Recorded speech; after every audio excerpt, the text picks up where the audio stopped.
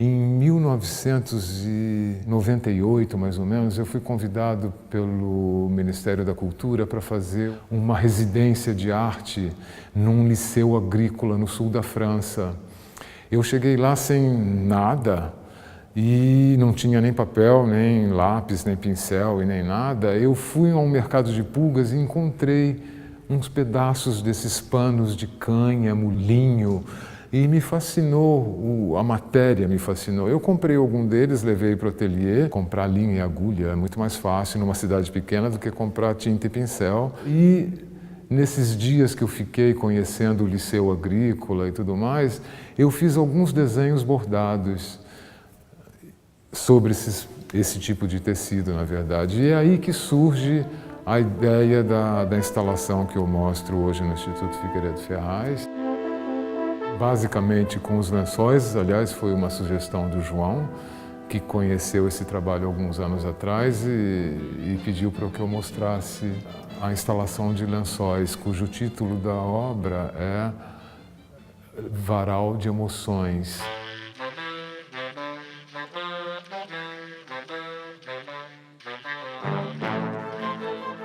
Bom, varal porque são lençóis bordados e emoções porque na verdade são desenhos e esses desenhos têm um caráter assim emocional muito forte porque a grande maioria dos lençóis são gigantescos e é como se fosse um mergulho que eu faço nesse campo que eu coloco no chão. Geralmente eu desenho ou no cavalete ou na mesa. E esses desenhos todos são feitos no chão. Então, é como se eu mergulhasse nele. Então, eu acho que o título vem daí.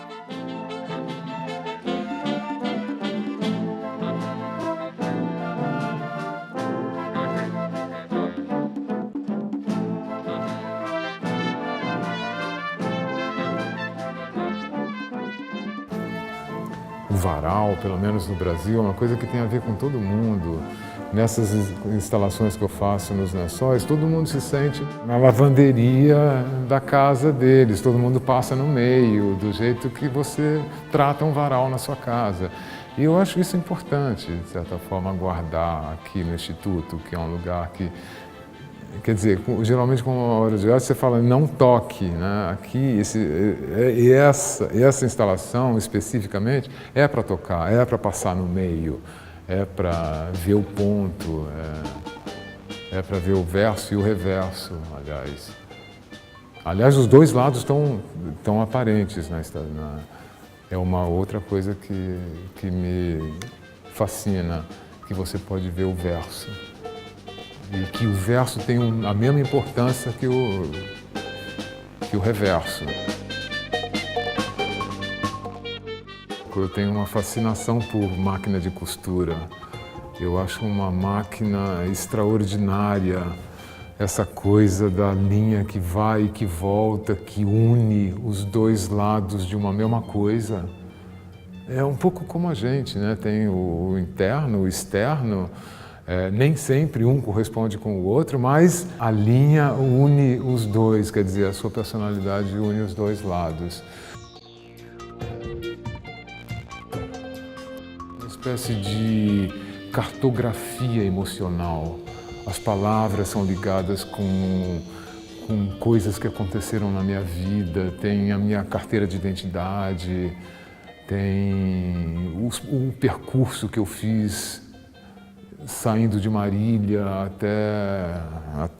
até hoje. Então é uma espécie de cartografia e são desenhos. Depois eu me dou conta também que a linha, o bordado, tem a ver... Bom, mais tarde eu vou retomando souvenirs da minha visita ao hospício onde o bispo morava, da minha relação com o Leonilson, que são duas coisas próximas a mim.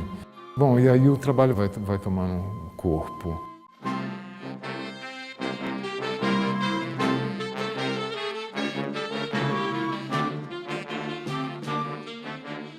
Essa obra demorou 8, 9 anos para ser realizada.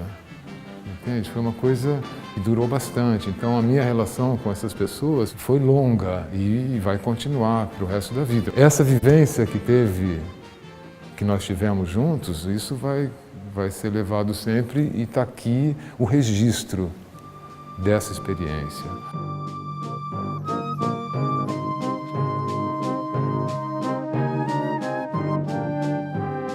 O acaso do encontro, da linha, do desenho bordado e tudo mais, me tira do ateliê, de certa forma, que era uma necessidade que eu tinha de sair do ateliê e trabalhar com...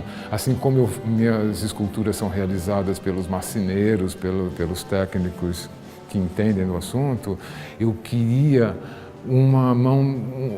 a participação de pessoas que não tivessem muita ligação com a arte, e eu fui procurar bordadeira de pano de prato, de tricô. Eu fui procurar esse tipo de know-how, de savoir-faire, para realizar junto comigo essa instalação.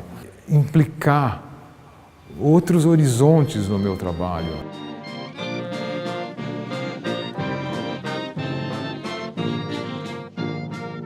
Isso daqui é uma forma de desenhar, e ainda é uma forma de desenhar que depois ela saía da minha mão, ia para a mão da bordadeira e voltava para a minha mão. Aí teve uma hora que eu percebi também que não adiantava querer mudar certas coisas no meu correspondente, era melhor eu aceitar o meu correspondente, o que ele tinha para colocar e o jeito que ele era, do que tentar reestruturar essa forma de fazer. Muita coisa na vida que você não escolhe, que ela vem a você. O fato de eu ter ido para esse lugar e não ter levado material e ter passado lá uma semana meio flanando e ter encontrado material e ter transformado esse material em qualquer coisa, é o exemplo. É um bom exemplo. Aliás, eu vivo fazendo isso. Eu adoro desenhar sem lápis. Eu adoro pegar a tesoura para desenhar. Eu adoro transformar a função dos objetos. Então, a linha, para mim, eu encaro como tinta e como pincel. Eu vejo poesia em tudo, eu acho. No fundo, eu acho que a poesia é uma forma de liberdade que eu não encontro, por exemplo, num texto filosófico.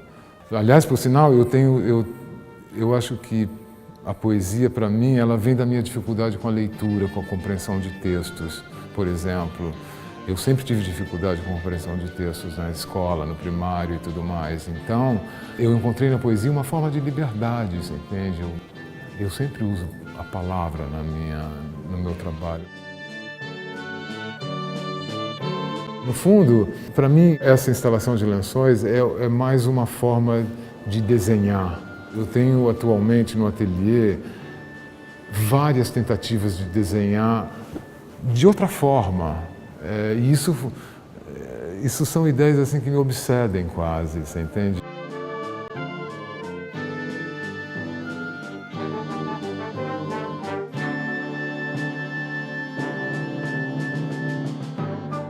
Então é todo um trabalho de vida, na verdade, e no fundo é isso que me interessa, é esse relacionamento eterno com as coisas e com as pessoas, e prestar atenção com o que vai acontecendo no caminho, entende? Porque isso é importante. É importante perceber o que está acontecendo do teu lado, às vezes, e poder interferir, mesmo que seja uma coisinha de nada, mas é uma interferência que pode mudar o mundo, é uma pequena interferência que pode mudar o mundo. Então, eu acredito mais nisso, sabe?